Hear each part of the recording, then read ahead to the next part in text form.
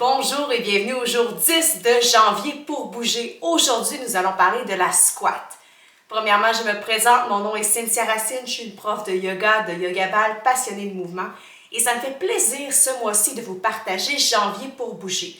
L'objectif est d'ajouter des petites parcelles de mouvement dans votre routine, dans votre quotidien. Et donc, pourquoi voudrait-on intégrer plus de squats dans notre quotidien? Premièrement, pour aider à s'asseoir et à se relever beaucoup plus efficacement et en contrôle, mais aussi parce que ça va aider au niveau de notre santé pelvienne. Messieurs et mesdames, nous avons tous un plancher pelvien. Donc, comment faire un squat? Il y a plusieurs façons et variations pour faire un squat, mais je vous en présente une. Placez les pieds plus larges que les hanches.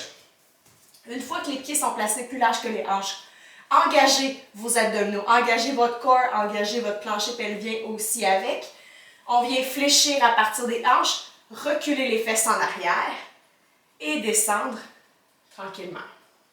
Là, je suis sur le côté, si je vous montre vers en avant. Donc, chose qu'on veut éviter, c'est que les genoux rentrent à l'intérieur. On veut rouler la chair des cuisses vers l'extérieur, rotation externe, bien engagée. Vos fessiers sont engagés, vos ischio-jambiers sont engagés et on garde l'engagement au niveau du tronc, au niveau du corps. Également, on essaie d'éviter d'enrouler le dos, de trop faire d'extension aussi. On essaie de tendre vers un neutre le plus possible dans notre squat. Quand on vient remonter notre squat, on engage les fesses et on vient pousser et on pousse un peu plus au niveau du bassin peut-être si on veut faire une petite bascule postérieure du bassin à la fin du mouvement. Donc, je descends et je remonte, je pousse. Quelque chose d'intéressant qu'on peut faire aussi, vous l'avez vu dans le mouvement précédent, utiliser les bras un peu comme balancier. Donc, quand je descends, je mets les bras en avant et quand je remonte, je les ramène. Ça fait un petit contrepoids dans mon mouvement. Vous reconnaissez-vous? Donc ça, c'est quand on vient de ne pas faire une squat pour venir s'asseoir et se relever. Ce que je vous invite à venir pratiquer, c'est de la faire pour s'asseoir sur la chaise et pour se relever. Donc quand on vient simplement s'installer sur la chaise en se laissant tomber ou qu'on se donne un élan pour se relever, c'est correct, on parvient à s'asseoir, on parvient à se relever de la chaise, mais on n'engage pas autant les muscles qu'on pourrait les engager. Et là, ce que je vous invite à le faire, c'est à le faire. Si c'est difficile pour vous, même en ce moment, de faire une squat pour s'installer sur la chaise, ce que vous pourriez faire, vous pourriez venir mettre un coussin. Vous pourriez venir remonter. Pour ceux pour qui ça va bien avec la chaise, j'en ai parlé dans le jour 2, dans le jour 3 au niveau de la posture assise. Progressivement, on peut descendre. Donc, éventuellement, ça peut être avec un petit banc, donc plus bas que la chaise. Et on remonte. Donc, on travaille à descendre notre squat peu à peu pour développer de la force dans toute l'amplitude du mouvement. Autant dans la partie du haut que la partie jusqu'en bas. Éventuellement, votre squat pourrait descendre jusqu'au sol. C'est possible, mais tout se fait progressivement. Comme je le disais, il y a plusieurs variations au niveau du squat. Je vous en ai montré un qui est la largeur des hanches. On pourrait le faire beaucoup plus large. On pourrait le faire largeur des hanches, ce qui ressemble plus à une chaise. On pourrait venir coller les pieds aussi. Donc là, on a juste joué avec la distance entre les pieds, donc l'abduction des hanches. Le type de squat que je vous ai montré est un hinge squat. Un squat dans lequel on va vraiment plus venir charger la chaîne postérieure, donc les fesses se dirigent vers en arrière. Il y a d'autres squats dans lesquels le genou peut venir dépasser la cheville.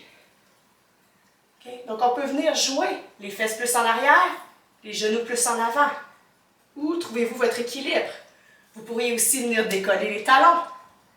Soulever les orteils. On peut venir vraiment jouer avec cette posture-là. Il y a plusieurs façons de venir se challenger avec un squat. Par exemple, on pourrait s'installer en équilibre sur une jambe et faire la squat avec l'autre.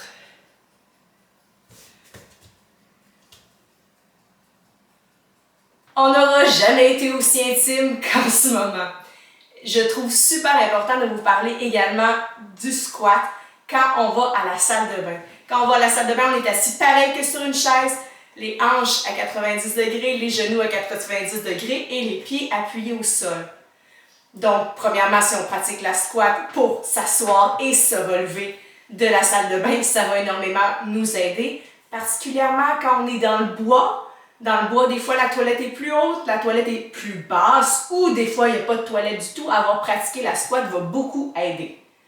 Mais au niveau de l'élimination elle-même, le fait de venir surélever les genoux va aider à ce que les selles descendent beaucoup mieux dans la toilette et à ce qu'on ait moins de problèmes de constipation.